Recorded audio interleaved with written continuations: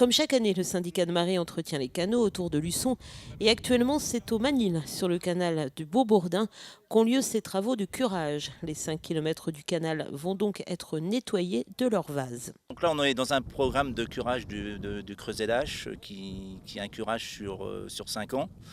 Donc là, on est sur le secteur du Beau-Bourdin. Donc on a deux tronçons, un tronçon de 3,8 km à curer, plus un autre d'environ 3,2 km. Donc il va nous mener jusqu'au canal de Luçon. Donc c'est une opération qui va durer, on fait à peu près 300 mètres par jour, donc c'est une opération qui va durer à peu près 2 mois. C'est des canaux qui ont été faits il y a à peu près une quinzaine d'années, donc on voit quand même que la vase est revenue. Les berges s'effondrent beaucoup aussi, donc on a quand même un bon mètre de vase à retirer sur tout le linéaire. Et avant de curer les canaux, les professionnels effectuent une pêche de sauvegarde. Pour éviter de blesser ou de tuer les poissons pendant les travaux, ils sont donc pêchés et mis dans d'autres canaux. On scène un tronçon de 400 mètres en linéaire pour sauver le poisson qui s'y trouve et le transférer sur une voie d'eau annexe qui a déjà été préalablement curée ou de l'eau déjà existante pour recevoir le poisson.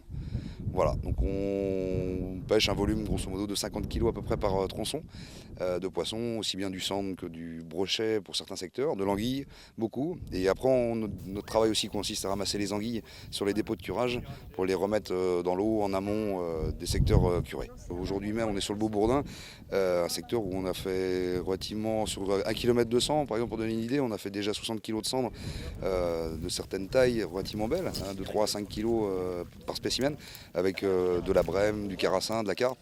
Donc voilà, on a déjà rendu sur ce linéaire-là d'1 km de sang, on est déjà arrivé à 150-200 kg de poissons déjà pour le moment sauvés. Et on trouve aussi les inévitables écrevisses ainsi que les moules d'eau douce ou anodontes. Quant à ces canaux, une fois nettoyés, la faune va progressivement s'y réinstaller et ce sans problème. Le but et l'attrait et l'intérêt de mon intervention ici, c'est de remettre ce poisson-là vivant dans ces mêmes canaux pour que voilà, même les pêcheurs retrouvent de la faune piscicole dans ces canaux-là, quoi. C'est donc tout naturellement, comme souvent, que la nature va reprendre ses droits.